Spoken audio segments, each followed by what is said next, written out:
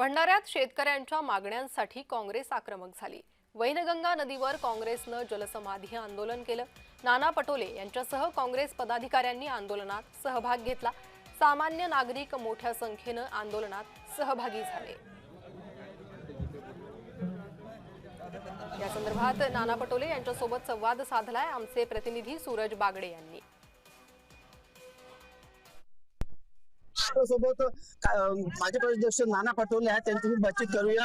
मग तुम्ही सांगा की तुम्ही आज जलसमाधी आंदोलन करत काय म्हणते मागणी? सरकारचं आणि राज्यातलं फडणवीस सरकारचं शेतकरी विरोधी धोरण आहे। या धोरणाच्या विरोधात हे आंदोलन। महागाईचा उंचांक आज मोठ्या प्रमाणात वाढला, त्याच्यामुळे सर्वसामान्यांच्या ताटातलं अन्न हिसकवण्याचं काम, त्याचा घास हिसकवण्याचं काम या सरकारने केलेलं आहे। नीट सारख्या परीक्षेमध्ये झालेला घोळ आणि त्याच्यामध्ये भाजपच्याच लोकांचा सहभाग हे खऱ्या अर्थानं येणाऱ्या पिढीला बर्बाद करण्याचं पाप या ठिकाणी पाहायला मिळत आहे।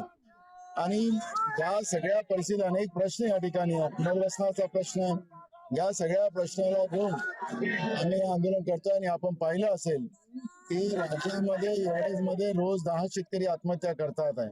आणि त्यामुळे शेतकऱ्यांना आम्ही संदेश देऊ इच्छितो की या सरकारच्या नाकर्तेपणाला कंटाळून तुम्ही आत्महत्या करू नका।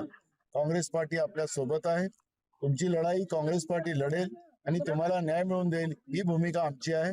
आणि म्हणून हा प्रतिकारात्मक आज जलसमाधीचं हे आम्ही या ठिकाणी आंदोलन करतोय।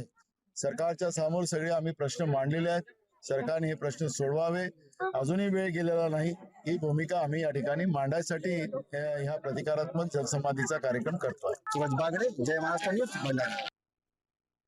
आमच्या शेतकऱ्यांचे स्वप्न पूर्ण होत नाही हे शिवराज सिंग चौहान मंत्रीजी यांनी म्हटलं की शेतकऱ्यांची आय हे दुगणी नाही 8 गुणा झाली। कुठं 8 गुणा साहेब?